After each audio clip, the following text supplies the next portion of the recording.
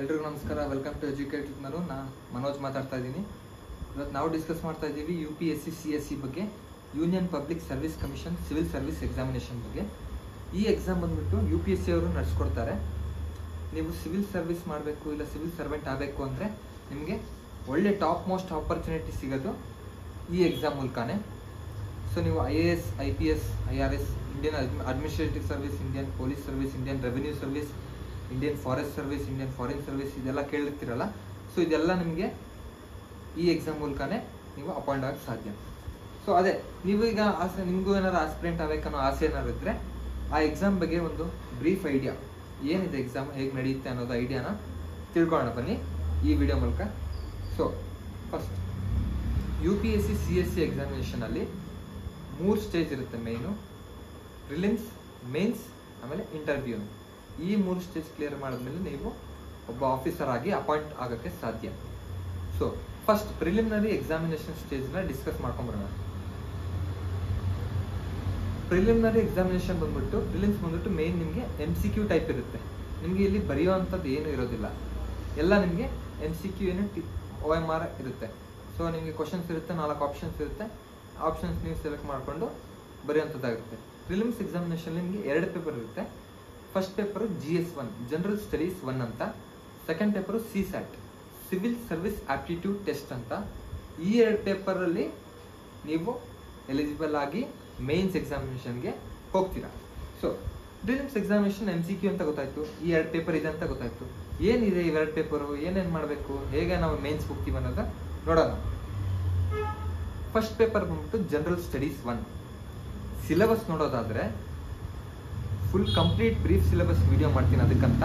But ಮೇಲಿಂದ ಹೇಳಕ್ ಹೋದ್ರೆ Indian history, Indian geography, world geography, polity, current affairs ಕೂಡ ಇರುತ್ತೆ. ನಿಮಗೆ ಲಾಸ್ಟ್ 2 ಇಯರ್ಸ್ ಕರೆಂಟ್ ಅಫೇರ್ಸ್ ಕೂಡ ಕವರ್ ಮಾಡಿರ್ತಾರೆ. ಸೊ ಈ ಎಲ್ಲ ಇನ್ಕ್ಲೂಡ್ ಆಗಿ ನಿಮಗೆ MCQ ಟೈಪ್ 200 ಮಾರ್ಕ್ಸಿಗೆ ಇರುತ್ತೆ. ಸೊ 200 ಮಾರ್ಕ್ಸ್ 100 ಕ್ವಶನ್ಸ್ ಇರುತ್ತೆ. 100 ಕ್ವಶನ್ಸ್ ಅಂದರೆ each question carry 2 marks. So ನಿಮಗೆ ಡ್ಯೂರೇಷನ್ ಎಷ್ಟು ಅಂತ ಕೇಳಿದ್ರೆ 2 hours ಡ್ಯೂರೇಷನ್ ಇರುತ್ತೆ. ಸೊ ನೀವು 2 ಗಂಟೆಯಲ್ಲಿ 100 ಕ್ವಶನ್ ಅಟೆಂಡ್ ಮಾಡಬೇಕು, 200 ಮಾರ್ಕ್ಸ್ಗೆ ಬರೀಬೇಕು. ಇದು ಬಂದ್ಬಿಟ್ಟು GS1 general studies 1. Next CSAT civil service aptitude test. ಹೆಸರಲ್ಲೇ ನೀವು ಕೇಳ್ತಿದ್ರೆ ಆಪ್ಟಿಟ್ಯೂಡ್ ಅಂತ. ಇದರಲ್ಲಿ ನಿಮಗೆ main comprehension, logical reasoning, numerical aptitude test, ಆಮೇಲೆ ನಿಮಗೆ ಡಯಾಗ್ರಾಮೆಟಿಕಲಿ ನಿಮಗೆ ಕ್ವಶನ್ಸ್ ಕೇಳ್ತಾರೆ, ಸಿಂಬಾಲಿಕಲ್ ಕ್ವಶನ್ಸ್ ಕೇಳ್ತಾರೆ. ಎಕ್ಸಾಂಪಲ್ ನೀವೀಗ ಒಂದು ಶೇಪ್ಸ್ ಕೊಟ್ಬಿಟ್ಟು ರೊಟೇಷನ್ ಕೊಟ್ಬಿಟ್ಟು ನೆಕ್ಸ್ಟ್ ರೊಟೇಷನ್ ಯಾವ ಥರ ಆ ಥರ ನೀವೆಲ್ಲ ನೋಡಿ ಕೇಳಿರ್ತೀರಾ. ಬ್ಲಡ್ ರಿಲೇಷನ್ ಟೈಪ್ ಕ್ವಶನ್ಸು, ಆಮೇಲೆ numerical mathematical calculation, basic calculation, ಅದರಲ್ಲೂ ನಿಮಗೆ ಸ್ವಲ್ಪ ಏನು ಟ್ವಿಸ್ಟ್ ಕೊಟ್ಟು ಎಲ್ಲ ನಿಮಗೆ ಆಪ್ಟಿಟ್ಯೂಡ್ ಟೆಸ್ಟ್ ಮಾಡಿ CSAT ಇರುತ್ತೆ. ಸೊ ಎಲ್ಲ ನಿಮಗೆ ಮ್ಯಾಥಮೆಟಿಕಲ್ ಬೇಸ್ಡ್ ಕ್ವಶನ್ ಇರುತ್ತೆ. ಇದು ಸೇಮ್ 200 ಮಾರ್ಕ್ಸ್ ಇರುತ್ತೆ. ಬಟ್ ಕ್ವಶನ್ಸ್ ಬಂದ್ಬಿಟ್ಟು 80 ಕ್ವಶನ್ಸ್ ಇರುತ್ತೆ.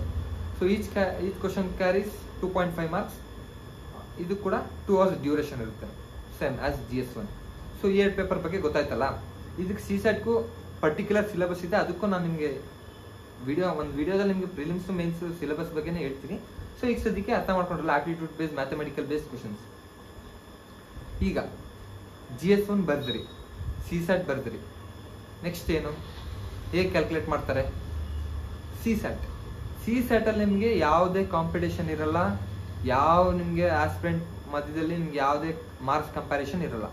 ಇದರಲ್ಲಿ ಏನಂದ್ರೆ ಸಿಂಪಲ್, ನೀವು ಇದರಲ್ಲಿ 33% ಸ್ಕೋರ್ ಮಾಡಿದ್ರೆ ನೀವು CSAT ಇಂದ ಅಂದ್ರೆ CSAT ಅಲ್ಲಿ ಪಾಸ್ ಅಂತ ಅರ್ಥ. ನಿಮಗೆ CSAT ಅಲ್ಲಿ ನೋಡಕ್ ಹೋಗೋದೇ ಇಲ್ಲ.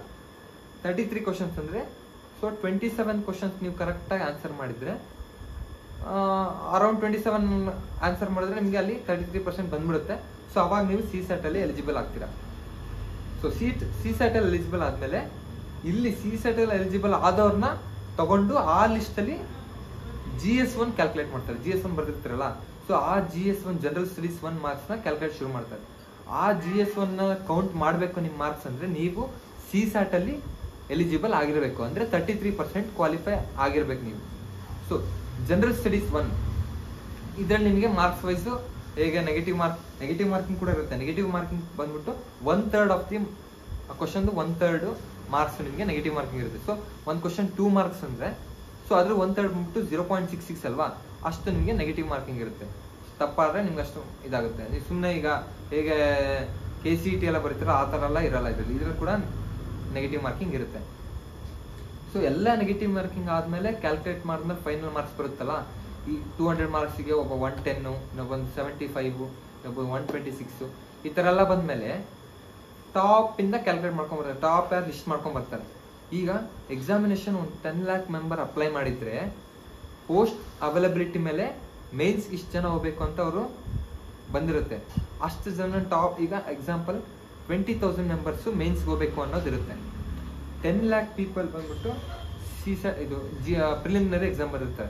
ಆ 10 lakhಲ್ಲಿ 20,000ನ GS1, ಅದು 20,000 ಬಂದ್ಬಿಟ್ಟು CSAT ಅವರು ಎಲಿಜಿಬಲ್ ಆದಮೇಲೆ ಅದರಲ್ಲಿ 20,000 ಟಾಪ್ 20,000 ಮಾರ್ಕ್ಸ್ ಮೇಲೆ ಟಾಪ್ 20,000 ಸ್ಟೂಡೆಂಟ್ಸ್ನ ಸೆಲೆಕ್ಟ್ ಮಾಡಿಬಿಟ್ಟು ಅವ್ರನ್ನ ಮೇನ್ಸಿಗೆ ಕ್ವಾಲಿಫೈ ಮಾಡ್ತಾರೆ. ಆಗ ನೀವು ಪ್ರಿಲಿಮಿನರಿ ಕ್ಲಿಯರ್ ಮಾಡ್ದಂಗೆ. ಸೊ ಅರ್ಥ ಆಯ್ತಲ್ಲ, CSAT GS1 ಅಂದರೆ GS1 ನಿಮಗೆ ಇಲ್ಲಿ ಮೇಯ್ನು ಮೆರಿಟ್. ನೀವು GS1 ಸ್ಕೋರ್ ಬೇಸ್ ಮೇಲೆ ನೀವು ಮೇನ್ಸ್ ಹೋಗ್ತಿರೋ ಇಲ್ವೋ ಅನ್ನೋದು ಡಿಸೈಡ್ ಆಗುತ್ತೆ. ಸೊ ಪ್ರಿಲಿಮ್ಸ್ ಮುಗಿತಲ್ಲ, ನೆಕ್ಸ್ಟ್ ಹೋಗೋಣ ಮೇನ್ಸ್ ಎಕ್ಸಾಮಿನೇಷನ್ ಬಂದ್ಬಿಟ್ಟು ಮೊದಲೇ ಹೇಳ್ತಾ ಇದ್ದೀನಿ, ಇದು MCQ ಅಲ್ಲ, ಡಿಸ್ಕ್ರಿಪ್ಟಿವ್ ಟೈಪ್. ಇದು ನೀವು ಇದರಲ್ಲಿ ಬರವಣಿಗೆಯ ಮೂಲಕನೇ ನೀವು ಇದರಲ್ಲಿ ನಿಮ್ಮ ಉತ್ತರನ ಕೊಡಬೇಕಾಗುತ್ತೆ. ಸೊ ಮೇನ್ಸಲ್ಲಿ ಬಂದ್ಬಿಟ್ಟು ಟೋಟಲ್ 9 ಪೇಪರ್ಸ್. ಪ್ರಿಲಿಮ್ಸಲ್ಲಿ 2 ಪೇಪರ್ ಇತ್ತಲ್ಲ, ಇದರಲ್ಲಿ ಟೋಟಲ್ 9 ಪೇಪರ್ಗಳಿರ್ತವೆ.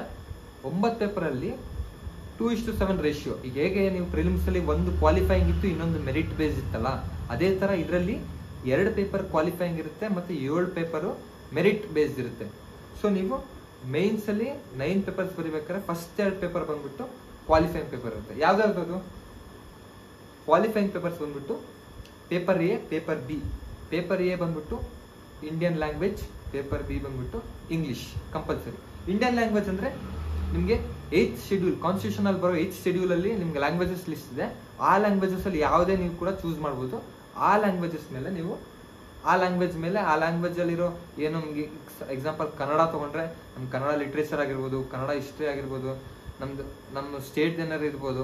ಸೊ ಟೋಟಲ್ ನಿಮಗೆ ಮೇನ್ ಕನ್ನಡ ಇದ್ರ ಮೇಲೆ ಲ್ಯಾಂಗ್ವೇಜ್ ಮೇಲೆ ಕ್ವಶನ್ಸ್ ಇರುತ್ತೆ. ಸೊ ಆ first paper Indian language. Second paper English. ನಿಮಗೆ ಇಂಗ್ಲೀಷ್ ಗ್ರಾಮರ್, ನಿಮಗೆ ಇಂಗ್ಲೀಷ್ ಬೇಸಿಕ್ ಗ್ರಾಮರ್ನ ಟೆಸ್ಟ್ ಮಾಡ್ತಾರೆ.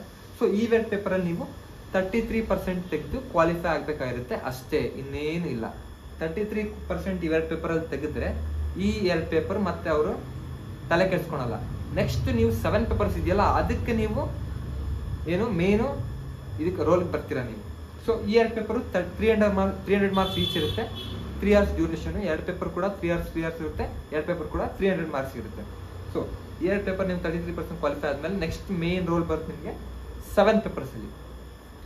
7 ಪೇಪರ್ಸಲ್ಲಿ ನಿಮಗೆ ಕರೆಕ್ಟಾಗಿ ಹೇಳ್ತೀನಿ ನೋಡಿ. Essay, general studies 1, general studies 2, general studies 3, general studies 4, ಆಮೇಲೆ 2 optional papers. Optional paper 1, optional paper 2. So first ಬಂದ್ಬಿಟ್ಟು ಎಲ್ಲ 7 ಪೇಪರ್ ಕೂಡ 250 ಮಾರ್ಕ್ಸ್ ಈಚ್. ಪ್ರತಿ ಪೇಪರ್ಗೂ ನಿಮಗೆ 250 ಮಾರ್ಕ್ಸ್ ಇರುತ್ತೆ. ಸೊ ಟೋಟಲ್ ನಿಮಗೆ 7 ಪೇಪರ್ಸ್ ಇರುತ್ತೆ, 1750 ಮಾರ್ಕ್ಸ್, 1750 ಮಾರ್ಕ್ಸ್ ನಿಮಗೆ ಇಲ್ಲಿ ಗ್ಯಾದರ್ ಆಗುತ್ತೆ. ಸೊ ಫಸ್ಟ್ ಪೇಪರ್ ಬಂದ್ಬಿಟ್ಟು ಎಸ್ಸೆ ರೈಟಿಂಗ್. ನೀವು ನಾರ್ಮಲ್ ಚೈಲ್ಡ್ಹುಡ್ಡಿಂದನೂ ತಿಳಿದಿರುತ್ತೆ ಎಸ್ಸೆ ಅಂದರೆ ಅಂತ.